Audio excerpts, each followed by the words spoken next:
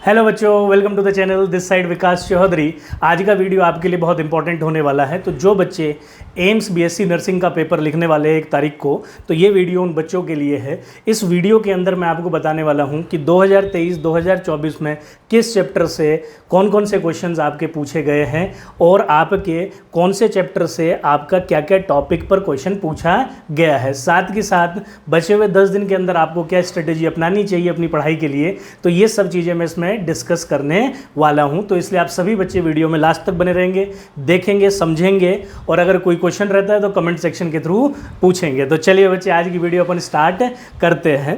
तो सबसे पहले हम देखते हैं कि आपका 11th और 12th का कितना क्वेश्चन आपका एम्स बीएससी नर्सिंग में पूछा जाता है। जैसे कि आप स्क्रीन पर देख पा रहे होंगे कि आपका जो क्लास आपका 11th है, तो क्लास 11th से हमारे पास 57% 2024 में क्वेश्चन पूछा गया है।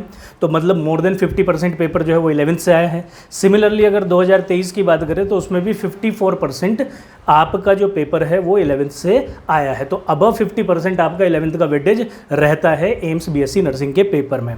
तो सर 12th का कितना वेटेज रहता है? तो बेटे 12th का वेटेज 2024 में 43% था, 2023 में आपका 46% था। तो आप मान सकते हैं कि 45% के अराउंड जो पेपर है वो आपका 12th क्लास से आएगा। अगर हम पूछे कि सर पेपर का लेवल कैसे रहने वाला है, क्या हमें ज़्यादा टेंशन लेनी चाहिए? नहीं, आपका जो पेपर का लेवल है वो ईजी है।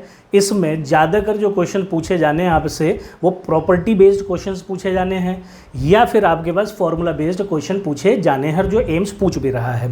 ठीक है, तो आगे बढ़ते हैं, देखते हैं कि चैप्टर वाइज पीवाई की डिवीजन क्या है। माने तो कि भाई किस चैप्टर से 2023 और 2024 में कितने क्वेश्चंस पूछे गए हैं। तो बेटा यूनिट एंड डायमेंशन के अंदर से ये यहाँ पर 2023 का डाटा है, यहाँ पर 2024 का डाटा है। तो unit and dimension, unit and measurement से आपका एक क्वेश्चन 2023 और एक क्वेश्चन 2024 सिंपल क्वेश्चन आपका पूछा गया है। काइनामेटिक्स की अगर मैं बात करूँ तो 3 क्वेश्चन 2023 में और 2 क्वेश्चन आपके 2024 में इससे पूछे गए हैं। अगर हम एनएलएम की बात करें बेटा तो एनएलएम में 2024 से कोई क्वेश्चन नहीं पूछा गया। जो एक क्वेश्चन पूछा गया था वो भी आपका 2023 में पूछा गया था। किस टाइप का क्वेश्चन पूछा गया था उसके बारे में मैं भी आपको वीडियो में आगे बताऊंगा। ये चैप्टर वाइज डिवीजन है, ऐसे ही टॉपिक वाइज डिवीजन भी पीवाईक्यू का आपको मिलेगा। ठीक है बेटा जी, तो आप चेक करते रहिए। वर्क एनर्जी पावर से कोई क्वेश्चन नहीं पूछा है। ठीक है मेरे भाई, तो आपका वर्क एनर्जी पावर नील रहा है। सर्कुलर मोशन से 2023 में कोई क्वेश्चन नहीं पूछा, 2024 के अंदर आपके 2 क्वेश्चन पूछे गए हैं। तो इसका मतलब सर्कुलर मोशन भी आपका इंपॉर्टेंट है। Collision and centre of mass से एक क्वेश्चन सिर्फ 2024 में। रोटेशनल मोशन से आपका सिर्फ एक क्वेश्चन दोनों साल पूछा गया है। ग्रेविटेशन इसमें इंपॉर्टेंट टॉपिक है, उससे हर साल क्वेश्चन आपका पूछा जा रहा है। तो ग्रेविटेशन को सब बच्चे अच्छे से प्रिपेयर कर लेंगे। मैकेनिकल प्रॉपर्टीज ऑफ सॉलिड से अभी तक हाल फिलहाल में कोई क्वेश्चन नहीं पूछा गया 2023 और 2024 के पेपर के अंदर। अगर हम बात करें फ्लूइड से, तो फ्लूइड के अंदर बहुत सारे टॉपिक्स आते हैं, उसमें से सिर्फ सरफेस टेंशन से ही आपका 1 और 3 क्वेश्चन, मतलब लास्ट ईयर में 3 क्वेश्चंस आपके सरफेस टेंशन से पूछे गए हैं। थर्मल फिजिक्स से 2024 में कोई क्वेश्चन नहीं पूछा, एक क्वेश्चन 2023 में पूछा था। थर्मोडायनेमिक्स में दोनों साल आपके 2-2 क्वेश्चंस पूछे गए हैं। तो थर्मोडायनेमिक्स आपका फिर से एक इंपॉर्टेंट टॉपिक हो जाता है। केटीजी से भी दोनों साल 2 और 1 करके क्वेश्चन पूछे गए हैं। ठीक है बेटा जी। ऐसे अगर हम बात करें एसएचएम की, तो एसएचएम में 2024 से कोई क्वेश्चन नहीं था, 23 में 2 क्वेश्चन पूछे गए थे। वेव से एक क्वेश्चन 2023 में और 2024 में 2 क्वेश्चन पूछे गए। तो आपके पास ये पूरा चैप्टर वाइज डिवीजन है, तो आप गो थ्रू करते रहिए। इलेक्ट्रोस्टैट्स में से 3-3 क्वेश्चन इंपॉर्टेंट टॉपिक। इलेक्ट्रिसिटी में से पिछले साल 2 क्वेश्चन, उससे पिछले साल कोई क्वेश्चन नहीं। मैग्नेटिज्म में 2 और 1 का वेटेज है, मतलब ये भी आपका इंपॉर्टेंट है, इससे भी शॉर्ट क्वेश्चन आने वाला है। ईएमआई से एक क्वेश्चन, ऐसे ही एसी से भी एक question, ray optics, wave optics, इन सभी टॉपिक्स, इन चारों टॉपिक्स से दोनों साल में एक क्वेश्चन पूछा गया है। तो मतलब ईएमआई, एसी और रे ऑप्टिक्स और वेव ऑप्टिक्स से शॉर्ट आपके पास क्वेश्चन आने वाला है as per of previous year paper. अगर हम बात करें डुअल नेचर की, तो बेटा डुअल नेचर इसमें इंपॉर्टेंट टॉपिक है। साल डुअल नेचर से आपका क्वेश्चन पूछा जा रहा है। एटम और न्यूक्लियस से कोई क्वेश्चन नहीं पूछा गया। सेमीकंडक्टर से पिछले साल कोई क्वेश्चन नहीं पूछा गया, उससे पिछले साल आपके 2 क्वेश्चन सेमीकंडक्टर से पूछे थे। इलेक्ट्रोमैग्नेटिक वेव से हर साल क्वेश्चन बेटा पूछा जा रहा है। तो इसलिए ये हुआ आपका चैप्टर वाइज डिवीजन। आपको ध्यान रखना है कि किस चैप्टर से कितने क्वेश्चन पूछे जा रहे हैं और हमें किस चैप्टर को अच्छे से प्रिपेयर करना है। अगर मैं टॉपिक वाइज की बात करूँ बेटा, तो टॉपिक वाइज पीवाईक्यू का अगर हम एक्सरे आपके सामने लेके आए तो उसमें क्या पता चलता है कि काइनामेटिक्स से जो क्वेश्चन पूछा जा रहा है, ये वाला पार्ट सबसे इंपॉर्टेंट है। हम यहाँ पर ये डिस्कस करने वाले हैं कि किस टॉपिक से क्या क्वेश्चन पूछा जा रहा है, काइनेमेटिक्स में से किन किन टॉपिक्स पर क्वेश्चन पूछे जा रहे हैं। तो काइनेमेटिक्स में जो क्वेश्चन पूछा गया बेटा वो वर्टिकल मोशन के अंदर पूछा गया, that is motion under the gravity. Projectile motion पे हर साल क्वेश्चन पूछा जा रहा है। कंजर्वेशन ऑफ मोमेंटम से क्वेश्चन पूछा जा रहा है। और इंस्टेंटेनियस एक्सेलरेशन मतलब डिफरेंशिएशन एंड इंटीग्रेशन का यूज पर भी क्वेश्चन आपका पूछा जा रहा है। तो जो बच्चे काइनेमेटिक्स को प्रिपेयर करने हैं तो ये टॉपिक पर अच्छे से अपने क्वेश्चंस बना ले, क्योंकि इनसे श्योर क्वेश्चन आने ही वाला है। एनएलएम की अगर मैं बात करूं तो बेटा ब्लॉक ओवर ब्लॉक पर क्वेश्चन पूछा गया है। ऐसे ही अगर हम सर्कुलर मोशन की बात करें बैंकिंग ऑफ रॉड, तो उसका बैंकिंग ऑफ रॉड बहुत इंपॉर्टेंट है। तो सब बच्चे बैंकिंग ऑफ रॉड पर क्वेश्चन अपने बना के रखेंगे, मतलब कि सॉल्व करके रखेंगे, प्रैक्टिस करके रखेंगे। एक आपका collision and centre of mass में इनइलास्टिक कोलिजन से ही क्वेश्चन पूछा गया है, जिसमें दो बॉडी अपोजिट डायरेक्शन में आती है, टकराती है, रुक जाती है। तो आपको पूछा जाता है कि जो दूसरी बॉडी है, बी बॉडी है, उसकी वेलोसिटी कितनी रहेगी। ये 2024 में पूछा हुआ क्वेश्चन है। ठीक है, तो आपके पास आज की जो आपका जो वीडियो है वो डेडिकेटेड है सिर्फ इस चीज़ को कि देखने के लिए कि भाई किस चैप्टर में से किस टॉपिक पर क्वेश्चन पूछे जा रहे हैं। इसी पर मैं आपके लिए एक और वीडियो लेके आऊँगा जिसमें अपन 2024 का पेपर सॉल्व करेंगे और साथ के साथ आपका उससे अलावा जो गैस क्वेश्चंस है उन सभी गैस क्वेश्चंस को भी मैं आपको एक एक वीडियो के अंदर बताऊंगा। तो इसलिए आप अपनी प्रिपरेशन अच्छी रखें बेटा।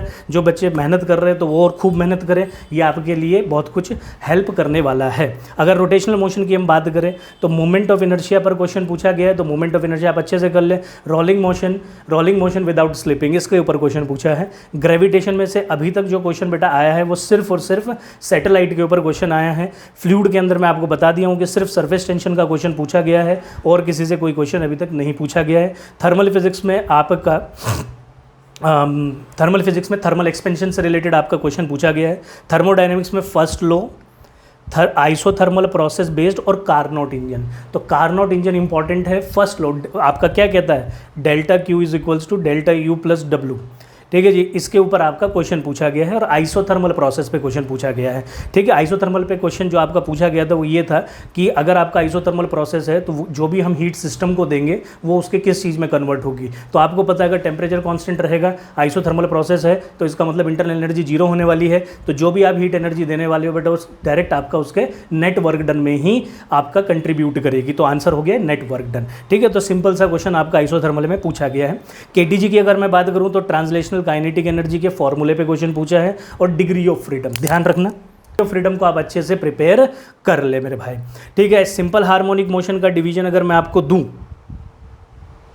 अगर सिंपल हार्मोनिक मोशन का डिवीजन मैं आपको दूं तो उसमें एक्सटी रिलेशन, टोटल हमारे पास 6 रिलेशन होते हैं, उसमें से एक रिलेशन आपका डिस्प्लेसमेंट टाइम के साथ होता है। तो बेटा डिस्प्लेसमेंट टाइम के रिलेशन पर क्वेश्चन पूछा गया है, मतलब x is equals to a sine omega t plus phi के ऊपर। और आपका total energy of SHM, kinetic energy, potential energy और total energy of simple harmonic motion are important. तो तीनों फॉर्मूलेज आपके इंपॉर्टेंट है, तो इन तीनों को आप अच्छे से कर ले। इस पर क्वेश्चन आपका आया हुआ है। अगर हम वेव की बात करें तो बेटा प्रॉपर्टीज ऑफ वेव पर क्वेश्चन पूछा है, v is equals to f lambda पर। Open and closed organ pipe, तो open and closed organ pipe भी आपके लिए इंपॉर्टेंट है। इलेक्ट्रोस्टैटिक्स की अगर मैं बात करूं बेटा, Coulomb's law, potential due to shell, energy stored by capacitor, connection and disconnection. Coulomb's law आपका इंपॉर्टेंट हुआ। पोटेंशियल ड्यू टू शेल, जिसमें एक शेल जिसके अंदर आपका कुछ नहीं होता है, सारा का सारा चार्ज आपका बाहर डिस्ट्रीब्यूटेड होता है, तो उस पर रिलेटेड आपका क्वेश्चन पूछा है। Energy stored by capacitor, half C V square, के टोटल 3 फॉर्मूले होते हैं, half Q V, half C V square. इन सभी को अच्छे से आप प्रिपेयर कर लें इनके क्वेश्चंस, और साथ के साथ इसके ऊपर जो ग्राफ पॉसिबल है तो उनको भी आप एक बार गो थ्रू कर ले बेटा। कनेक्शन एंड डिसकनेक्शन की अगर मैं बात करूं तो इसके ऊपर भी आपका क्वेश्चन पूछा गया है, तो आप इसको भी अच्छे से प्रिपेयर कर लेंगे। इलेक्ट्रिसिटी में J is equals to sigma E, जिसको आपका कहा जाता है Coulomb's law in vector form, इसके ऊपर क्वेश्चन है। और बेस्ड ऑन इलेक्ट्रिक मीटर बेटा, सिर्फ इसके ऊपर 2 ही कॉन्सेप्ट के ऊपर आपका क्वेश्चन पूछा गया है। मैग्नेटिज्म में आपका सोलेनॉइड, वेलोसिटी सेलेक्टर और ऑसिलेटर ऑफ मैग्नेट। तो ध्यान रखना, मैग्नेट को आप जब किसी एक्सटर्नल मैग्नेटिक फील्ड में रखते हो